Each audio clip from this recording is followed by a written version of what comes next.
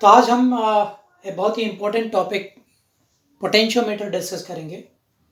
Potentiometer क्या होता है? It is an ideal instrument to measure potential difference. जब भी ये मेज़र करता है किसी पॉइंट के अक्रॉस पोटेंशियल डिफरेंस, तो किसी तरह का करंट उस सर्किट से ये लेता नहीं है, इसलिए इसको आइडियल इंस्ट्रूमेंट बोला गया है। इसका इफेक्टिव रेजिस्टेंस कितना होता है? इसका रेजिस्टेंस इन्फिनिटी होता है effectively. That's why it is called ideal instrument. तो इसका कंस्ट्रक्शन कैसा होता है? बेसिकली ये एक बहुत लंबा वायर है जो 400 मीटर से लेके 10 मीटर, 15 मीटर, 20 मीटर तक हो सकता है। तो यहाँ देखिए, ये 1 मीटर लॉन्ग वायर है। इसके 1, 2, 3, 4 लेयर लिए है। इसका मतलब ये 400 मीटर वायर से अभी मैं आपको एक्सपेरिमेंट दिखा रहा हूँ। तो इस सेटअप को एक वुडन प्लैंक है, ये वुडन प्लैंक के ऊपर सेटअप किया जाता है और with the help of pulley इनका डायरेक्शन चेंज किया जाता है। तो this is the basic circuit. ये जो वायर है वो मेटल अलॉयज लाइक यूरेका या मैग्नीन या कॉन्सेंट्रेट से बना होता है। और इन वायर्स का एक खास बात होती है, इनका temperature coefficient of resistance alpha is very small. इसलिए जितने भी स्टैंडर्ड रेजिस्टेंस हम बनाते हैं, हम इन मेटल अलॉय का बनाते हैं ताकि टेम्परेचर वेरिएशन के साथ में रेजिस्टेंस में वेरिएशन ना आए। अब इनका कनेक्शन कैसे किया था? ये हमको सेटअप मिल गया पोटेंशियोमीटर वायर। इसमें बेसिकली चीज़ तो वही है। और ये जो आपको स्ट्रिप दिख रही है, मेटल स्ट्रिप है। You can say it is copper strip. Copper strip. इसका काम होता है कनेक्शन को जीरो रेजिस्टेंस का कनेक्शन करना। तो ये मोटा स्ट्रिप है, इसलिए इसका रेजिस्टेंस इफेक्टिवली नेग्लिजिबल होता है। तो अब इसका कनेक्शन कैसा होता है उसको समझते हैं। इस पॉइंट को हम ए पॉइंट बोलते हैं और इस पॉइंट को हम बी पॉइंट बोलते हैं। अगर हमने ए पॉइंट को बैटरी के पॉजिटिव टर्मिनल से कनेक्ट किया, बैटरी का इंटरनल रेजिस्टेंस भी हो सकता है, ये ईएमएफ ई है, इंटरनल रेजिस्टेंस आर है। यहाँ एक की लगा दिया है और उसका कनेक्शन एक रियोस्टेट से कर दिया है। ये रियोस्टेट हो गया। अब रियोस्टेट का कनेक्शन पॉइंट बी से करते हैं। तो पॉइंट बी से ये कनेक्ट हो गया और इस तरह से रियोस्टेट पे जाके कनेक्ट हो गया। This part of the circuit is called circuit potentiometer circuit. Circuit of potentiometer.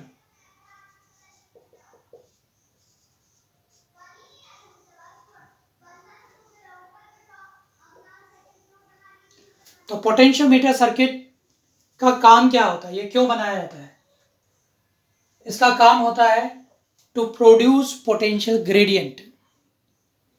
इस वायर में पोटेंशियल डिफरेंस डेवलप करने के लिए इसको बनाया गया है। तो इसका काम है पोटेंशियल डिफरेंस क्रिएट करना।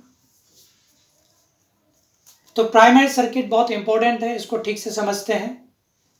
जब प्राइमरी सर्किट सेटअप होता है तो इस वायर में करंट फ्लो होती है, ए से स्टार्ट होती है। अब ध्यान से देखना, ये करंट इधर नहीं जाती है। क्यों? क्योंकि एक शॉर्टकट है, यहाँ मेटल का स्ट्रिप लगा हुआ है। तो जैसे ही वो 100 मीटर कंप्लीट होता है, एक शॉर्टकट मिलता है और वो दूसरे वायर पे शिफ्ट हो जाता है। तो यहाँ पे करंट नहीं फ्लो होती है, इस बात को ध्यान रखें। करंट यहाँ से ही टर्न ले लेती है, इस स्ट्रिप के थ्रू इधर चली जाती है। फिर यहाँ जाने के बाद फिर से ये स्ट्रिप आती है, स्ट्रिप इसका डायरेक्शन इमीडिएटली चेंज करती है और वो नेक्स्ट वायर पे शिफ्ट हो जाती है और सो ऑन। इस तरह से ये करंट ए से शुरू होकर बी तक चली जाती है। तो ऑब्वियसली इस वायर का कुछ रेजिस्टेंस है, तो उसमें एक पोटेंशियल डिफरेंस डेवलप होगा। तो वो potential difference across point A and B is called V A B. और वो कितना होगा? I into R A B. I is the current flowing through the wire. अगर देखेंगे तो इफेक्टिवली केवल एक लूप है, सिंगल लूप का ये सर्किट है।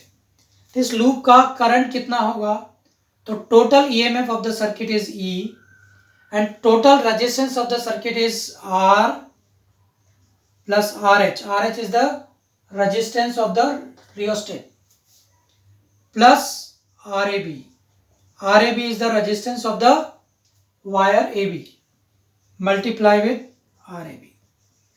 तो इस तरह से this amount of potential difference is developed across wire of the potentiometer। अगर इस पोटेंशियोमीटर वायर में पर यूनिट लेंथ अगर देखें तो कितना पोटेंशियल डिफरेंस डेवलप होता है, यानी पोटेंशियल ग्रेडियंट कितना होता है। तो पोटेंशियल ग्रेडियंट को हम x से रिप्रेजेंट करते हैं और x is equal to VAB divided by LAB। अभी ध्यान से देखेंगे तो पोटेंशियल डिफरेंस किस किस फैक्टर पर डिपेंड करता है।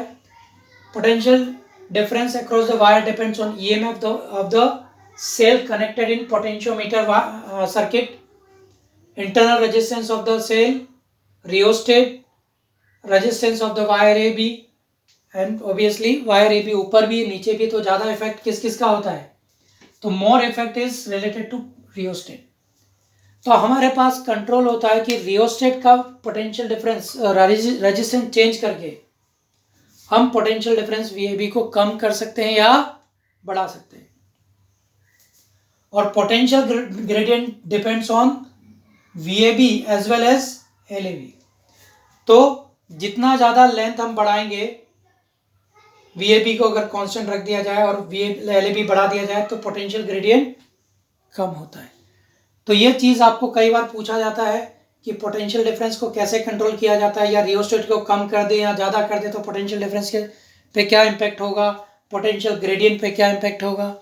तो आपको समझ में आता है कि RH अगर हमने बढ़ाया, अगर ये इंक्रीज होता है तो VAB डिक्रीज होता है and potential gradient is also decrease. तो ये स्पेशल चीज़ आपको याद रखना है।